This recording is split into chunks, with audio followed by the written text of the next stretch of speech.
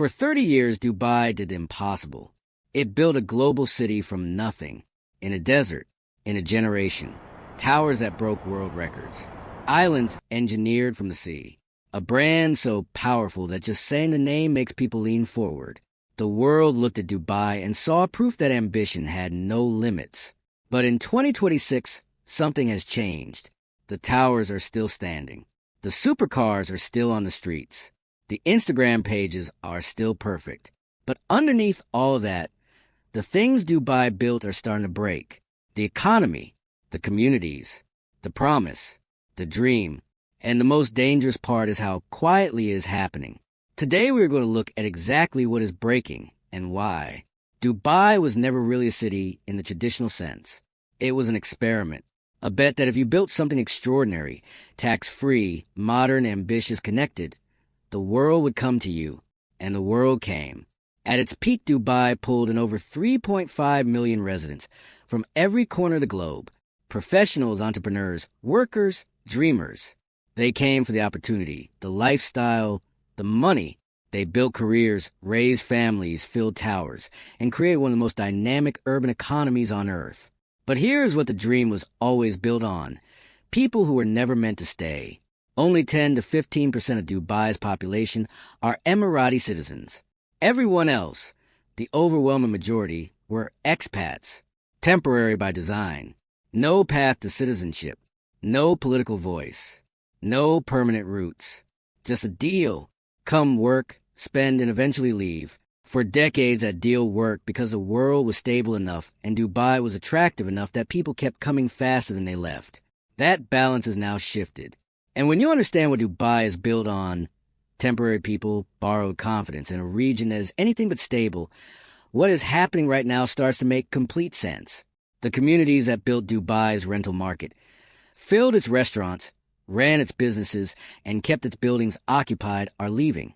Lebanese professionals who were among the most economically active expat groups in the city relocated in large numbers after the Lebanon escalation in late 2024.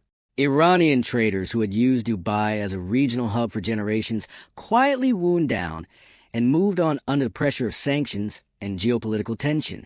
Sudanese families, Syrian entrepreneurs, Egyptian professionals, one by one, community by community. The fabric that held Dubai together at street level is pulling apart.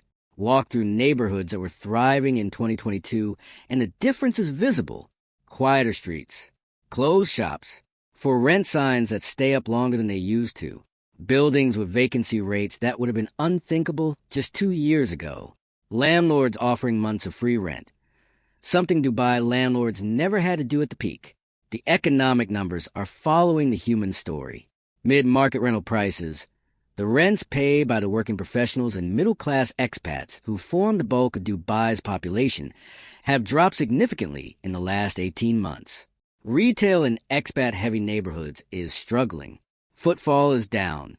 Some businesses that survived the pandemic did not survive this quieter, slower bleed of customers. The construction sector, always the most visible symbol of Dubai's confidence, is showing signs of strain. Projects announced with the usual breathless fanfare are moving more slowly than planned. Some have stalled. The pipeline of new supply being added to a market where demand is softening is a combination that no property market handles easily. And the job market has tightened in ways that are hitting young expat professionals particularly hard.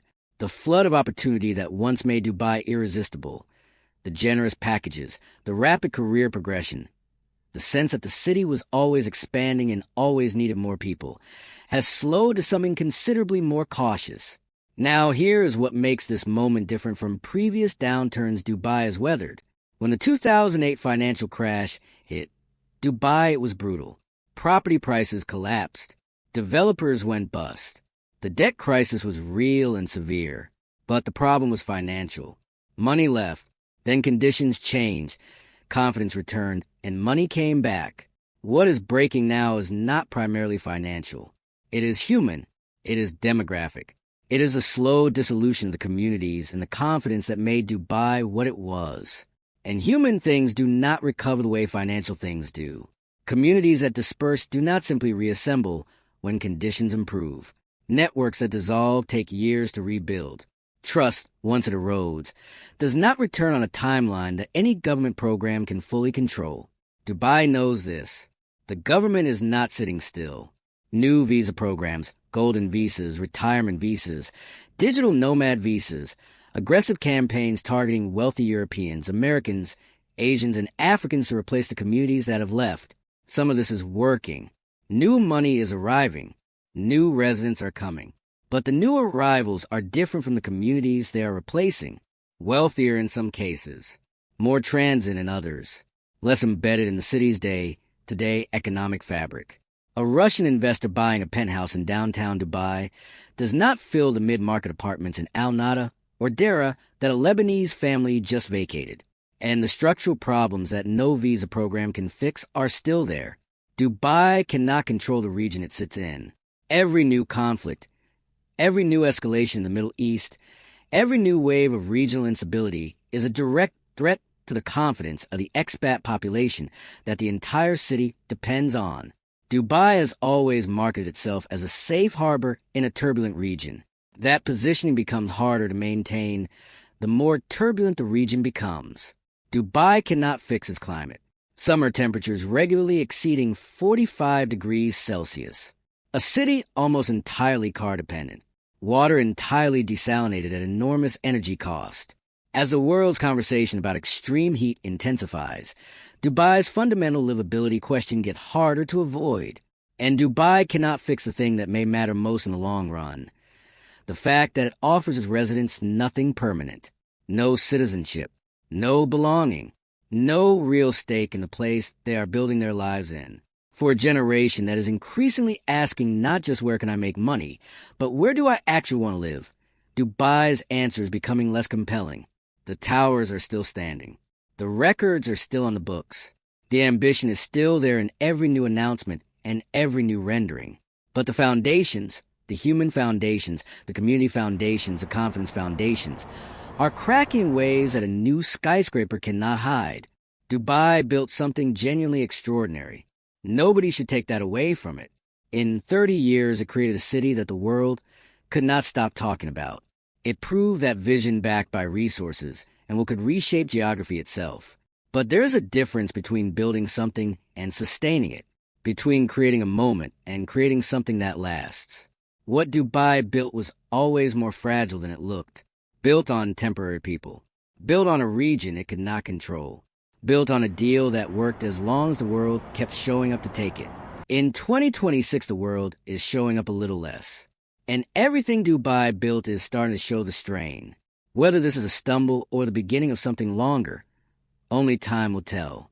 But the cracks are there, and they are getting harder to ignore. Hit like, subscribe, and drop a comment below. Do you think Dubai can fix what is breaking? Or is this just a beginning? See you in the next one.